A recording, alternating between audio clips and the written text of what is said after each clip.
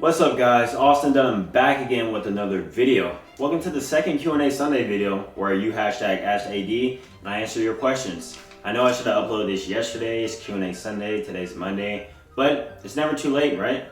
So without any further ado, let's get into these questions.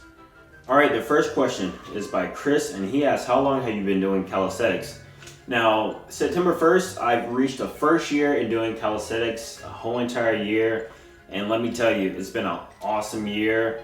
The 1 year transformation video is coming soon. Just wait on it. It's going to be awesome. But yeah, it's been great. I can't wait to see the other years coming and I'm just really excited. So yeah, 1 full year. All right, the next question is by Jason and he asks, what is your height and weight? My height is 5'10" and my weight is 150 pounds. Has not changed like the whole entire year. I've been like right around that area.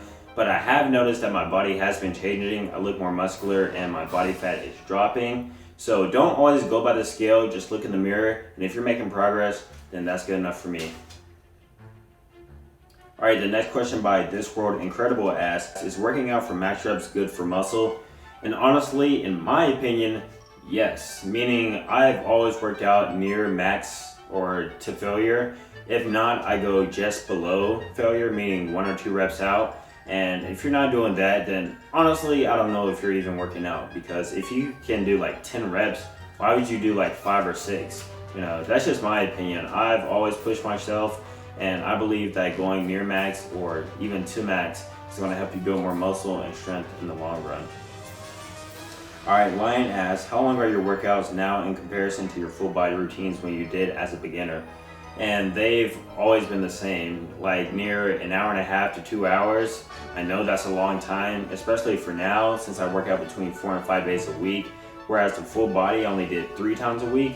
But yeah, they've always been an hour and a half to 2 hours. And the reason why it's so long now is because most of my time is doing skill training, meaning planche, back levers, handstands, stuff like that. That takes time. But doing my working sets, you know, like 5 sets of 5 reps, that really doesn't take that much of time, and most of the time I spend working out is practicing my skills. So usually I'm out of the gym or my room or the park, wherever I am at, within 2 hours. All right, Igor asks, do you think Lazar is on steroids? And Lazar, if I'm pronouncing it right, is the leader of Barbrothers, you know, the big swole guy, obviously. I don't think he's on steroids. But do I think he mixes weights with calisthenics? Yes, because doing bodyweight only training really does limit you in the size you can get.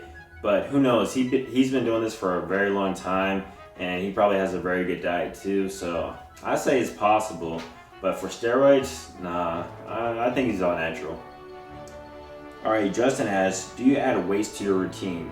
And the answer is sometimes, not all the time. For the most part, I always just stick with progressions. You know, pull-ups get too easy, wide grip pull-ups, then one arm chin-ups, stuff like that. I never really done weighted pull-ups or added weight to my routine.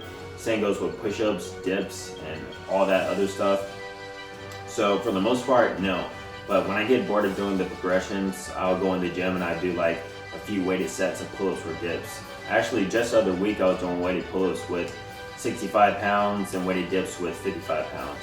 And if you want to see that, you can follow me on Snapchat at austindtrain, or you can follow me on Instagram, which I hope you're already doing, at PKMD.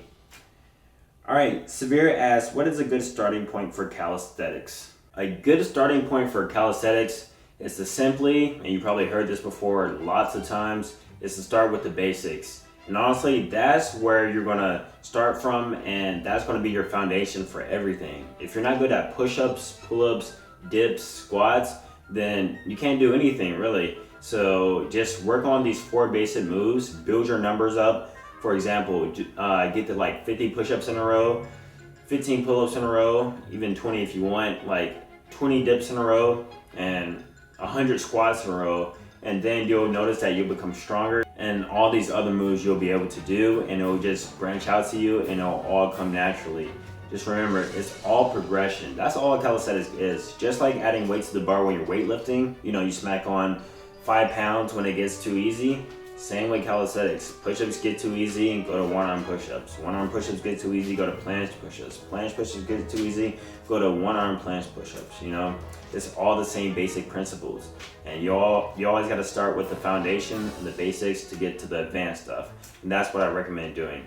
How often do I recommend doing that? Probably between 3 and 4 times a week. A good point to start with my beginner routine if you want to start that. If not, just work on your basics every week until you build up your numbers, and then you'll figure out what you need to do and go from there.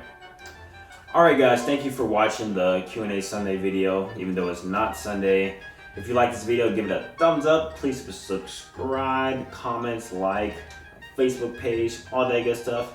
And I'll see you guys in the next video, which is going to be an awesome video. Alright guys, see you in the next one. Peace.